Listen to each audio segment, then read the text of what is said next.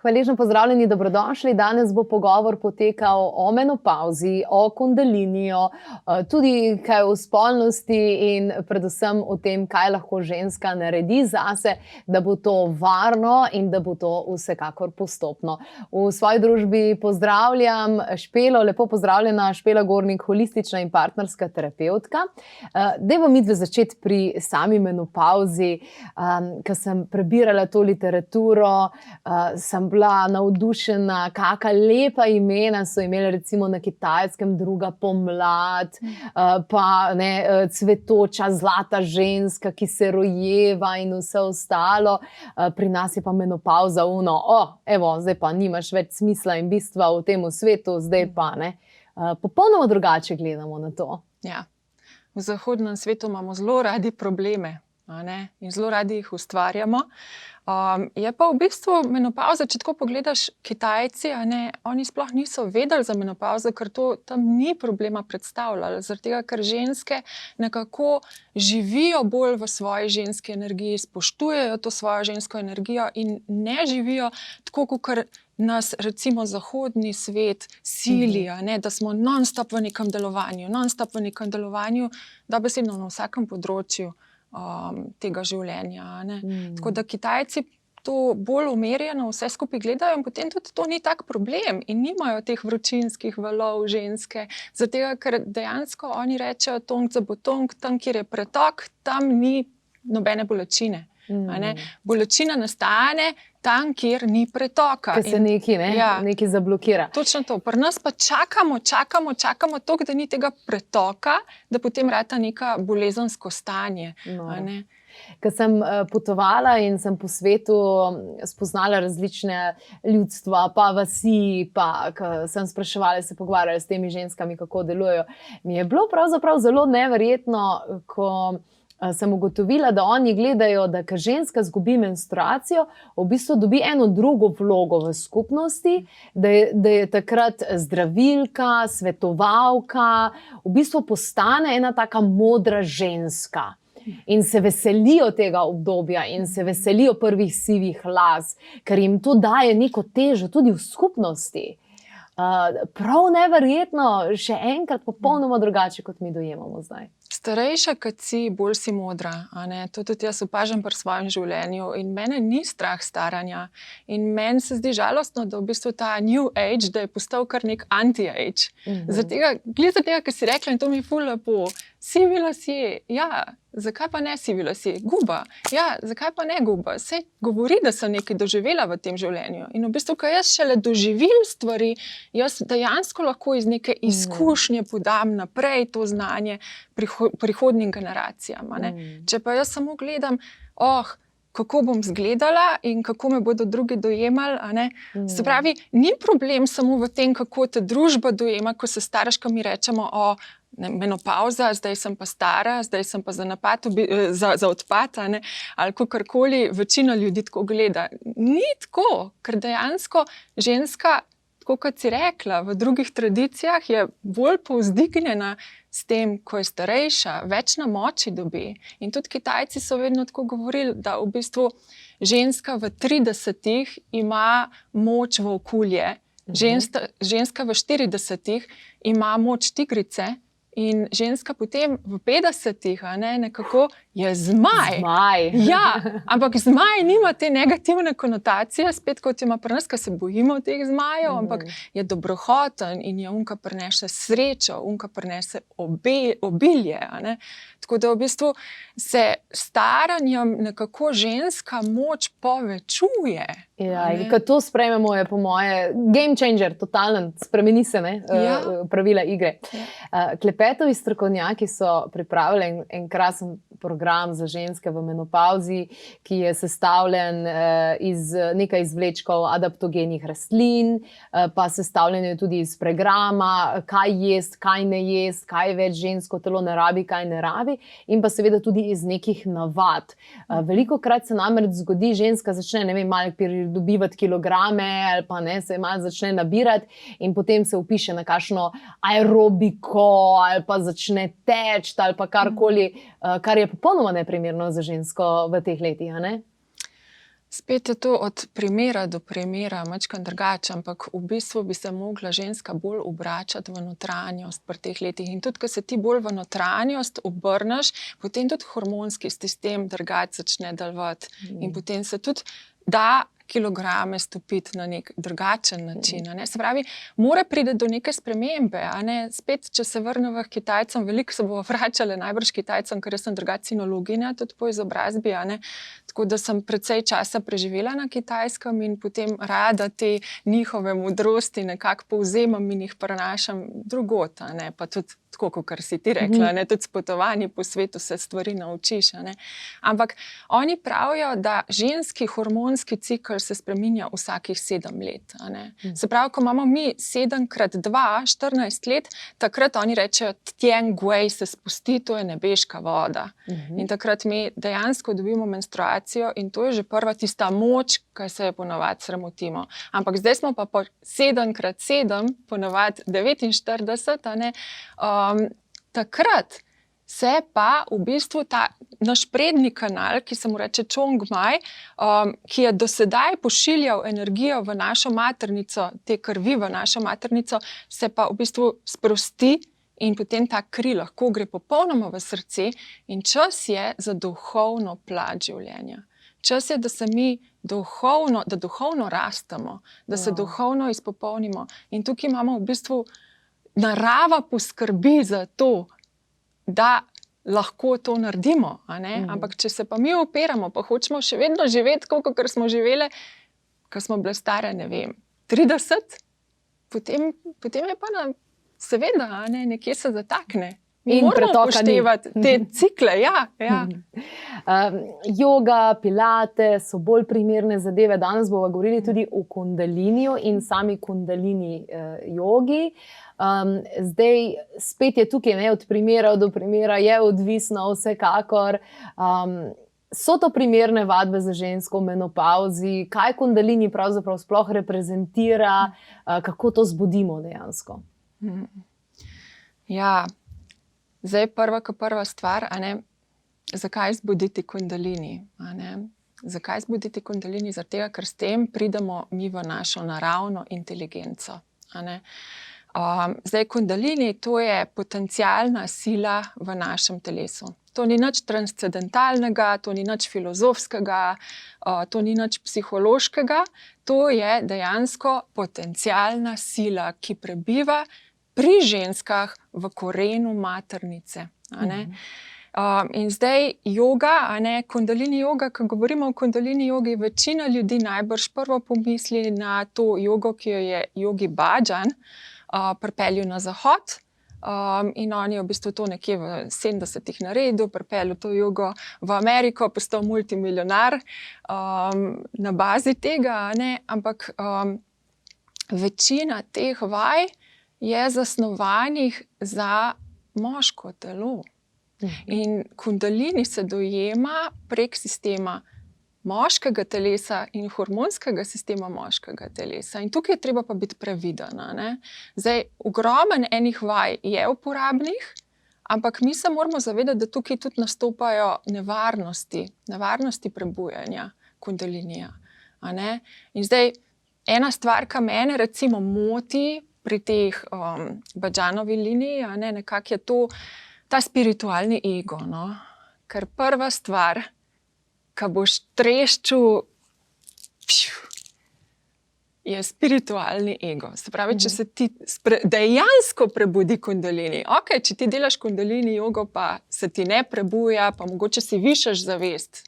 To ni noben problem. A ne? Ampak če pa dejansko ob tej visoki zavesti se ti pa še ta potencialna sila dvigne in ti nimaš razpucan, ti nimaš zdravega ega postavljenega. Zdrav ego je pa v zahodnem svetu zelo težko postaviti. Se pravi, kakor da bi dal opici v roko pištolo. Ja, vsaka stvar je lahko orožje ali pa orodje. Ne? In v bistvu ta orožje lahko tudi tebe uniči na nek način. A ne? Danes bomo pokazali eno vajo, ki je primerna za vse ženske. A ne? Se pravi, tudi za ženske v drugih hormonskih ciklih, urodni in tako naprej. V bistvu pa temelji na zavedanju telesa. Ne? Ja. v bistvu rada bi podelila s tabo, no, to, kar sem tudi prej rekla, zaradi tega, da prideva do tega, sploh kako smo prišli do teh vaj. A ne. Namreč jaz sem imela izkušnjo prebojenja kundalinija. 21, ne? Precej hitro. Ja, v bistvu vse skupaj takrat je bilo pri 23, ampak pri 21 se je vse skupaj tako nekako začelo. Pri 21 sem bila blazno razočarana v ljubezni. Pri 22 sem bila blazno razočarana nad Kitajsko, ker sem šla tja in je bil to zame totalen kulturni šok. Pri 23 sem pa še doživela spolni napad v Barceloni. In ker se je v bistvu vse to zgodilo, se je meni ta kundalini nepričakovano dvignil. Ampak jaz se takrat v telesu dobesedno nisem počutila varne. In ker je bilo toliko šokov naenkrat in ker tudi jaz nisem bila postavljena kot ženska, kar je v tem svetu zelo, zelo, zelo težko. Ker se veš, da če te nekdo non-stop samo objektivizira, če ti družba govori, kakšna ti moraš biti. In jaz sem imela blazen ta pritisk, da moram biti popolna. Jaz moram biti popolna. In nisem imela nobenega sočutja do sebe, nobenega sočutja. In ko se je to zgodilo, takrat so prišli vsi moji talenti na plano, ampak te talenti so bili toliko drugačni, kot nekaj, kar je sprejemljivo tukaj v zahodnem svetu. Pač naenkrat sem lahko slišala recimo prednike od ljudi, s katerimi sem komunicirala. In to je bilo toliko glasov in vse, da jaz nisem mogla s tem živeti. In sem se zaprla za 1 leto. In 1 leto nisem imela stikov z zunanjim svetom. Wow. Ja, in zato pravim... Se pravi, ljudje so rekli, kaj, zmešali se je, zaprla se je. Noben ni rekel, da se mi je zmešalo, ker noben tega ni vedel, ker tega nisem delila z njimi. Ampak dejansko je pa bilo, da jaz nisem bila sposobna biti ob ljudeh, ker kar naenkrat je bilo toliko preveč informacij o njih.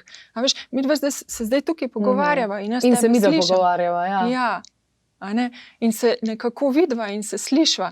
Če pa kar naenkrat 1000 teh glasov, kaj jaz vidim še mogoče neke stvari, ki so še od tvojih prednikov tukaj v zadnji ali karkoli drugega. In takrat je bilo to čist preveč in nisem mogla slediti.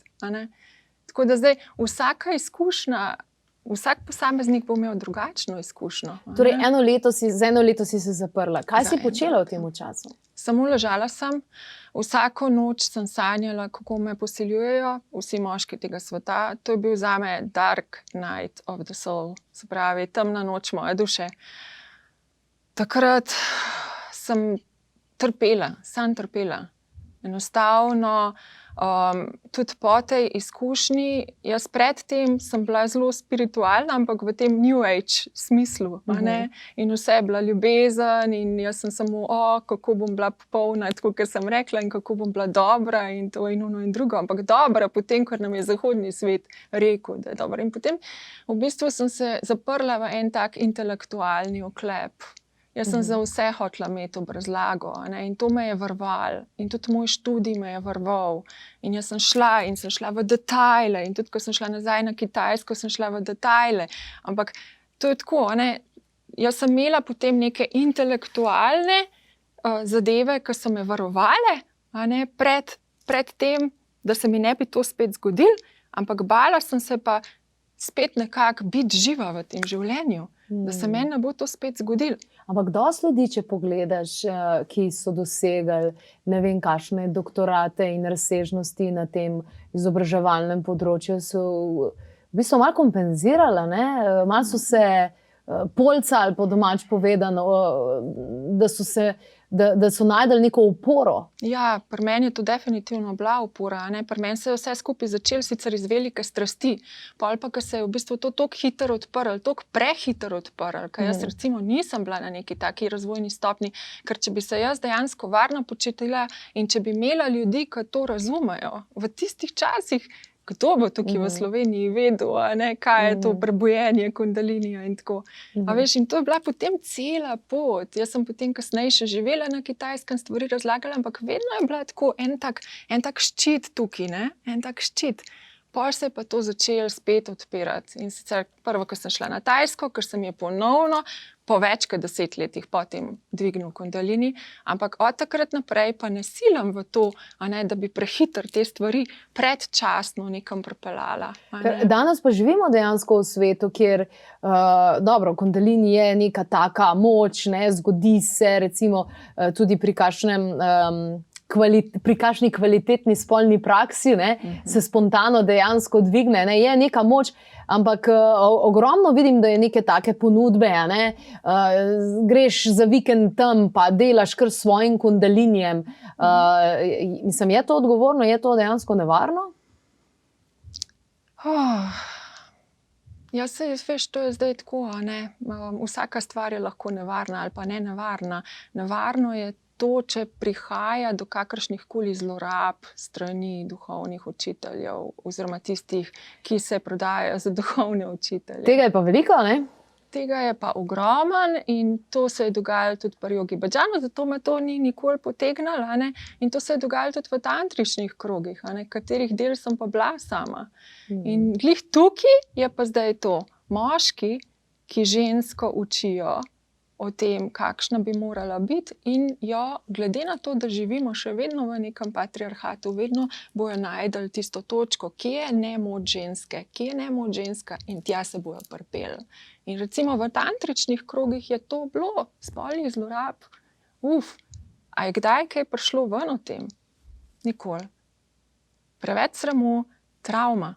Spravi ženske, ki že tako in tako nosijo neko travmo v telesu, ki bi jo mi lahko prek nekih zdravih odnosov razpucali, potem še poglobijo to travmo. Tako da, jaz tako pravim, danes je kundalini zelo popularna beseda. Veliko ljudi jo uporablja, ampak če je to samo beseda, kaj ti to pomaga? Zdaj, mi v našem telesu, ko sem jaz potem prišla iz te Kitajske, nekako počasi, ko sem začela spuščati te moje ščite, to se je takrat na Tajskem zgodilo, pri meni je bila ta taka zgodba, da en dan preden se mi je spet dvignil kundalini, mi je kača padla. Wow. Ja, iz drevesa, direkt pred mano in sem že takrat vedela, moj bog, tukaj se bo zdaj nekaj zgodilo. In dejansko sem je potem spet dvignil kundalini in jaz potem par mesecev nisem spala. Tukaj je bil spet drug. Zato zdaj pravim, koliko je pomembno, da se mi na to pripravljamo, da to ne jemljamo kar kot neki, zdaj bom pa jaz dvignila si kundalini, ko pa bom pa vse mogočna ali karkoli. Ne, sploh ne. To je zdaj neka taka res bolj počasen proces, ker jaz sem spet delala napake. In zdaj lahko ti spet govorim iz svojih napak. Namreč, jaz sem nekako, ko ti prideš v to naravno inteligenco, te življenje vodi. In ti življenje govori, kam moraš iti. In mene je kasneje potem življenje peljal v London. In v Londonu sem tudi delovala kot terapevtka. Zdaj sem se vrnila, nekako ni me pripeljalo kundalini oziroma življenje sem, ampak prej korona. Kaj sem hotela sploh povedati? Sem izgubila. Kundalini, kako vemo, kdaj se je zbudil ali pa prebudil? Kako vemo, to je pa to pa v tem smislu? Ja, jaz bi prvo rekla, vse se spremeni, sploh v živčnem sistemu. Dobiš ene take čisto drugačne impulze, ki si jih prej živel. Telo se drugače odziva, vse se drugače odziva. Ker v bistvu to je zdaj tako, mi, ko se rodimo v neko družbo, mi smo socializirani. In zdaj odvisno, v katero družbo se mi rodimo, koliko smo mi povezani s to naravo. In tukaj na Zahodu smo dobesedno odrezani od te narave. Se pravi, tukaj je že od nekdaj v bistvu ta božanski element ali pa element Boga ločen od tega, kar se dogaja tukaj. Medtem, ko mi govorimo o kundaliniju, potem mi govorimo o imanentni transcendenci. Se pravi, tebi ni treba iti ven iz telesa, da boš nekaj doživel. Ostaneš prizemljen. In najbolj pomembna stvar je, da si ti prizemljen. Ampak recimo pri meni, jaz nikoli nisem bila prizemljena. Zakaj nisem bila nikoli prizemljena? Zaradi tega, ker imam ogromen enih ran. In vsak od nas ima ogromen enih ran. Mi, ko pridemo tukaj v svetu, sploh v zahodnem svetu, mi smo naučeni, da pokažemo neko masko. Se pravi, več ran imamo, bolj se odzemljimo, ker je prizemljenost preveč boleča. Ja, in tudi v bistvu se sploh ne zavedamo, kaj to pomeni biti prizemljen. Mi mogoče mislimo, da smo prizemljeni, ampak tudi s tem, ker smo mi v neko kulturo prizemljeni, tako kot sem rekla, pomembno je, koliko je kultura povezana z naravo. In naša kultura ni tako zelo povezana z naravo, ona hoče naravo nadvladovati. In to se tudi kaže v tem, kako se dojema spolnost na Zahodu. Vedno je treba nekaj tukaj nadzorovati, nadvladovati. Ni pa tega čutenja. Kaj pa, ko se kundalini recimo prebudi med spolno prakso s partnerjem, ko ne slediš 1001 navodilu in dihanju in vsemu ostalemu, ampak se enostavno zliješ z eno osebo skupaj in se kundalini dvigne? Jaz pravim, da pri spolnih odnosih ni pomembno, da se penis dvigne, ampak je pomembno, da se kundalini dvigne. Ampak zdaj je pa spet tukaj, če se prehitro dvigne, kakšno je to zaupanje med tema partnerjama? Ker med tema partnerjama mora biti popolno zaupanje, da se lahko to zlitje zgodi. Pri nas pa seveda veliko teh travm, ki jih mi nosimo, mi se jih ne zavedamo. In zdaj v bistvu, če tukaj mi to potem ozaveščamo, kaj se to dogaja, potem je to najlepša stvar na tem svetu. In jaz rečem temu, to je prava tantra. Ker tantra je v bistvu samo podlaga, na kateri ta roža kundalini lahko raste. Ampak a se ti zdi recimo, da mogoče zdaj vse skupaj iz tega področja kundalini in tako naprej, da vse skupaj preveč dajemo v neke škatle, v neke priročnike, v neke vodnike, v neke smernice, naredi to, pa to, pa to, pa to, pa to, pa to, pa to. Tako se mi zdi, da se vse na neki mentalni ravni dogaja v tem smislu. Ne vem, spomnim se, ko sem bila tudi sama v dosti mentalni zvezi, pa sem sledila vsem tem zadevam mentalno in ni bilo nič. V drugi zvezi recimo sem pa enostavno samo čutila in je bilo nove dimenzije so se odpirale, pa sploh nič nisem razmišljala o tem ali pa kakorkoli. Smo preveč mentalni zdaj, kar se tega tiče. Jasmina, to je ženska moč, evo. To, kar si rekla v drugi zvezi, kjer si bila, kjer si lahko samo čutila in se je to zgodilo. In to je naša moč. Mi ne rabimo 1001 vajo, ki jo moramo tukaj, pa potem tukaj. S tem se bomo prej blokirali, kot kaj drugega. To, da nam je dovoljen čutiti. To je to. In to je to, kar nam je Zahod vzel. In zaradi tega se po mojem meni tudi takrat zmešali. Ker nikoli nisem čutila čista, nekako. Nisem totalno čutila, jaz sem mislila, da čutim. Ampak jaz sem čutila mogoče na neki te ravni, čutim ljubezen, čutim, nisem pa vedela, kaj so senzacije v mojem telesu. Nisem se znala dejansko čisto dobro povezati s tem, Wow.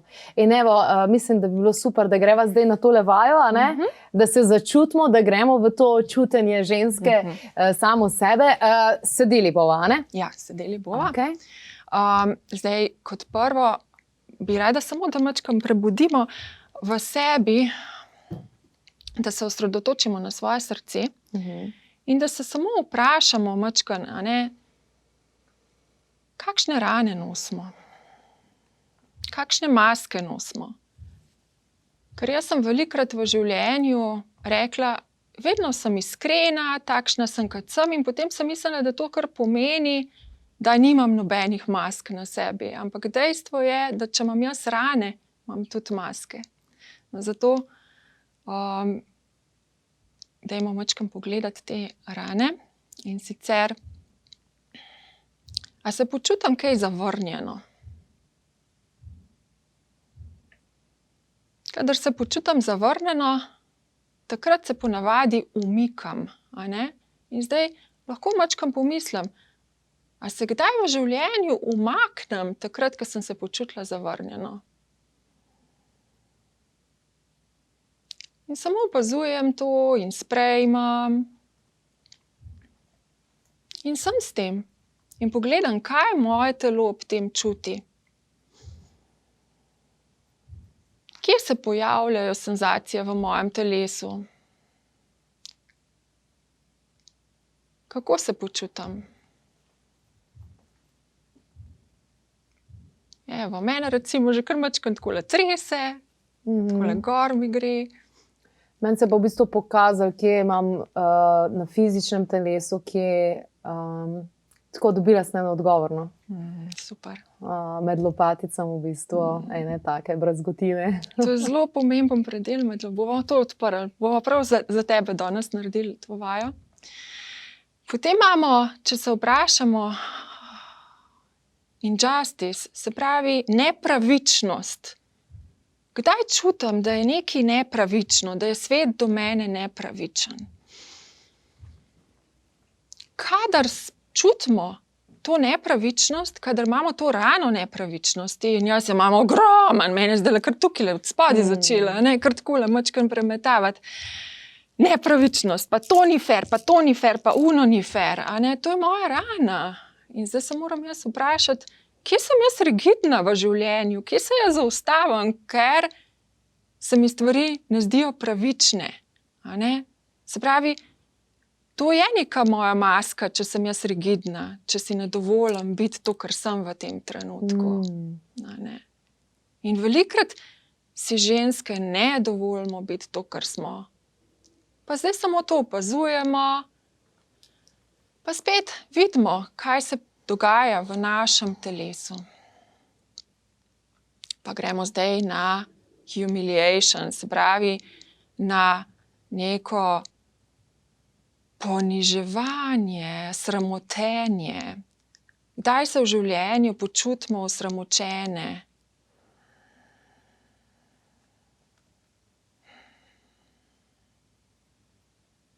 Tudi tukaj si nadanemo zlahka masko in velikokrat se nam v življenju zgodi, da nekaj delimo, pa nas ljudje napadajo in nas sramotijo. In tukaj si tudi velikokrat znamo odvzemati to svojo moč, prav zaradi tega, ker nas je sram, kaj si bodo drugi mislili o nas. Kdaj se počutim zapuščeno?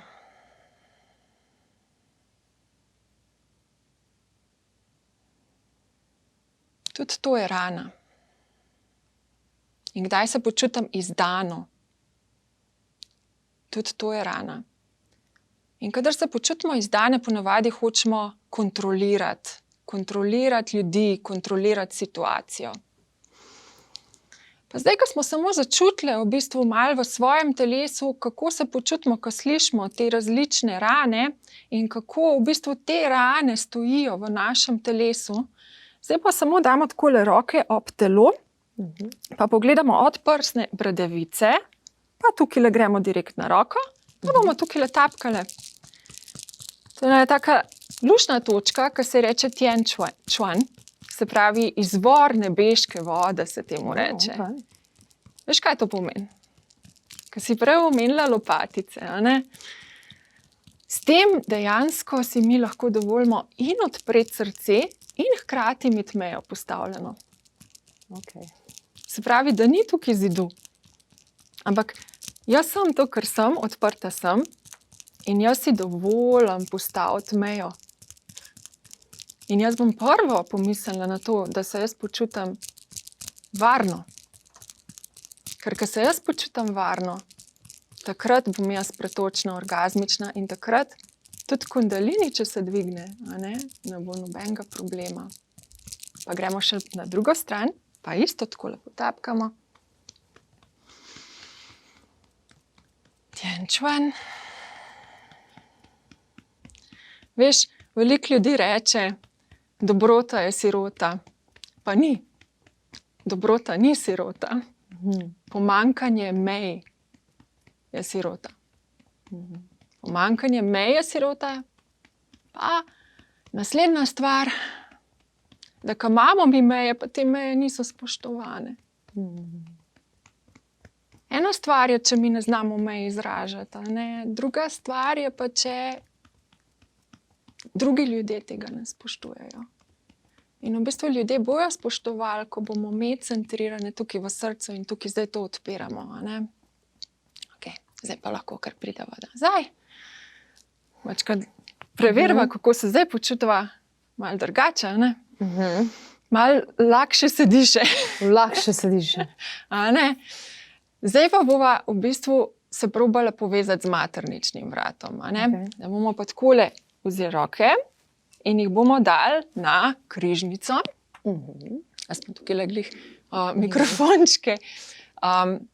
In v bistvu si bomo zdaj samo zamišljali in v bistvu prek zamišljanja se bomo povezali z energijo teh rok in si bomo zamišljali, kako te dve roke postaneta ena. Kakor da bi ena roka povzela v drugo.